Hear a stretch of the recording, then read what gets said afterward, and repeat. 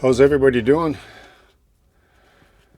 So, I did this whole section last night before I went to bed. I pinch and stabbed in this 12 mil straw field grass. And what I want to do is show you how you can alter the color or paint static grass and shift the whole look like completely all together.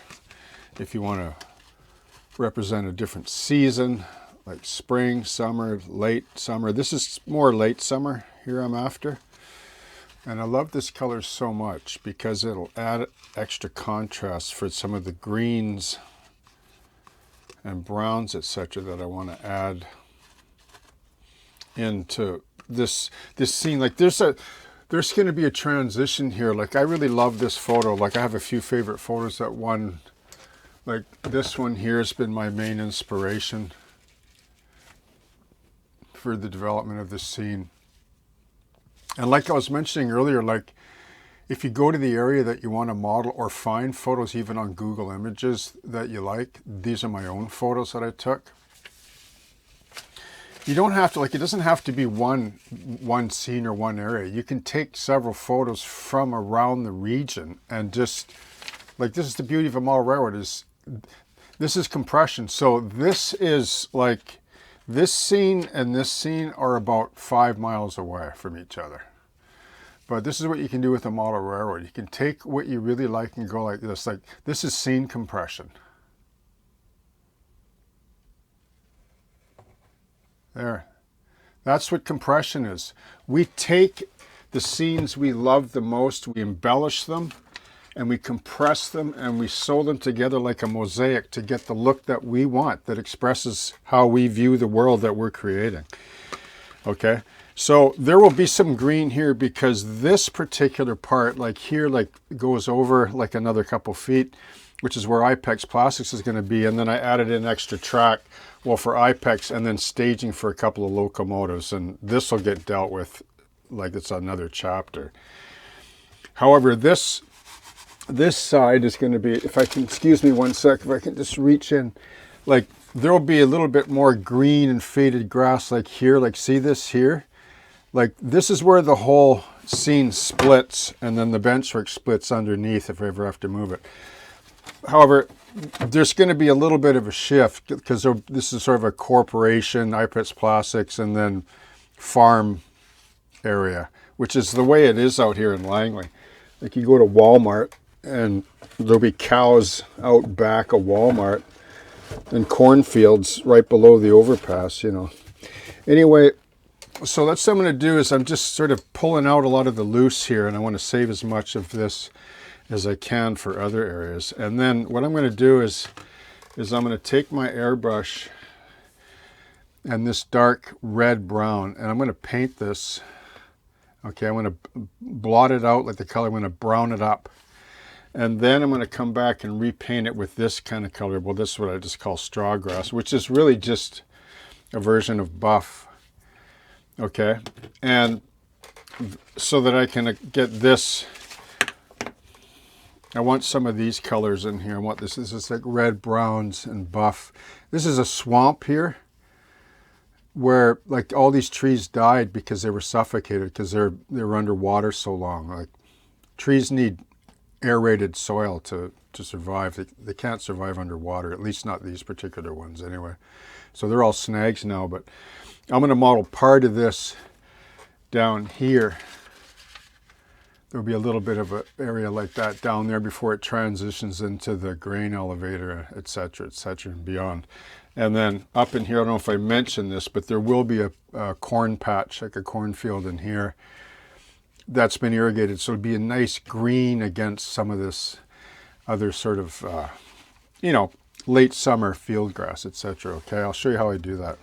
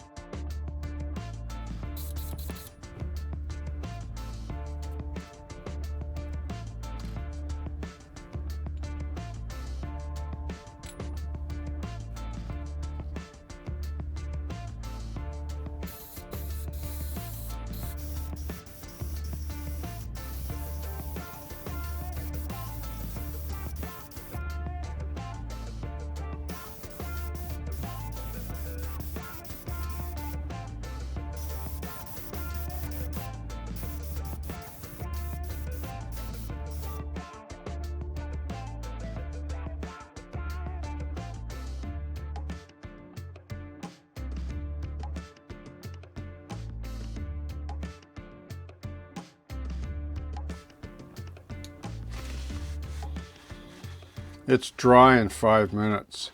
So this has been airbrushed, as I just demonstrated, and you can see this red brown is in here. You can see the red brown. That's how I like when I lay color onto a scene like this. Like I look at this and I see that, okay, so if I just paint the whole thing dark brown and then come in here with like buff or desert yellow, those are the only two colors I need to achieve this. And you want to know why? Because like a fiber, like when you shoot super thin paint, like the paint goes like this and it builds up on the ground like that, but it'll highlight the fiber. And you're going to see that when I spray this next. Like this is just buff. I call it straw grass because I name and label all my paints according to the time I'm painting and the batches of bottles that I have, even though I can't even make sense of it half the time. But I don't care because I'm not worried about if this is maybe too brown or too red, or if this is maybe too buff or too yellow. I just correct that. Like you can correct it easily. Like with an airbrush, like I'll just say this before I move on. Like any advanced model railroader or modeler that has not used an airbrush yet needs to, because you're just hobbling yourself. I mean, you can only do so much with stock colors. I mean, you can do a lot.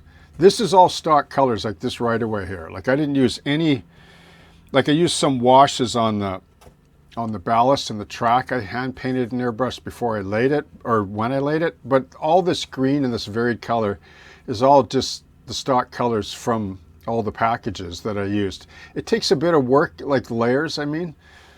However, when you learn to use an airbrush, and you don't need to be a pro to just do scenery. Like scenery is the best way to start, like for a beginner, to use an airbrush. And the reason why is because no matter what you do, like even if you spill it or you get the color wrong, it's just scenery. That's all it is. It's just a model railroad. Like you're going to cover it. You can cover it with bush, more grass, shift the color. Like you'll never learn if you don't. And I still get scared sometimes. Like when there were parts on this, I thought, oh, should I really do that? Or should I just leave it? Like, should I be safe? No, don't be safe. Take risks. That's how you advance in life anyways, by taking risks. That's how you become successful at whatever you do, by taking the risk and not staying safe. So everybody gets a little bit intimidated, even I do, especially if I haven't used it for a while. But once I get going, you know, all the fear goes away, okay?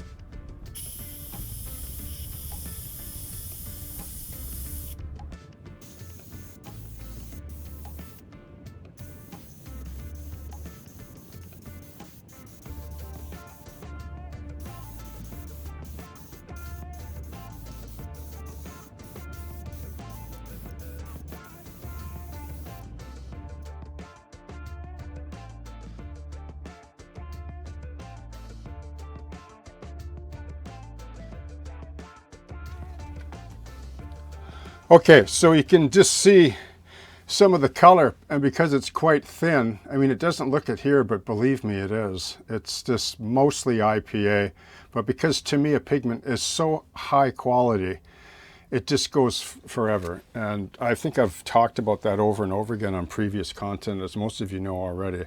Now, here's the thing. So what I'm doing is like building up colors here, okay?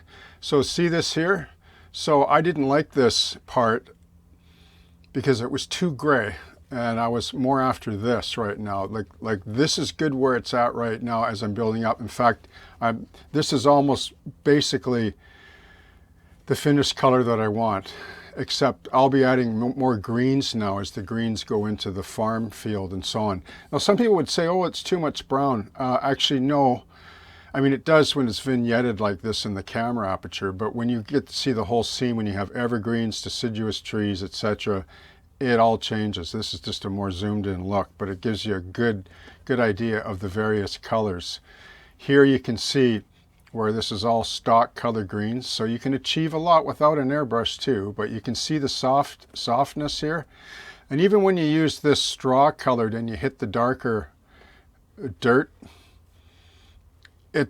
it highlights all the stones on its own. So like whenever there's overspray, this is the beauty of using really thin earth paints and buff. So when you're spraying the grass, like you're not worried about the overspray, because the overspray is so thin, it's going to catch the grass first. It's going to pop first. And any overspray just blends in and just puts an earthy tone and basically unifies the whole terrain, right? That is why I emphasize thin paint.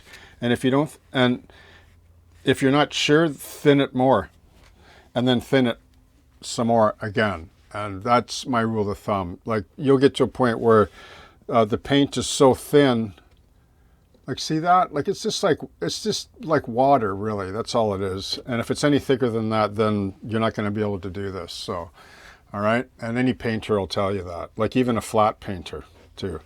Okay. So yeah. So I can come in here now with basically white added to buff. Sorry.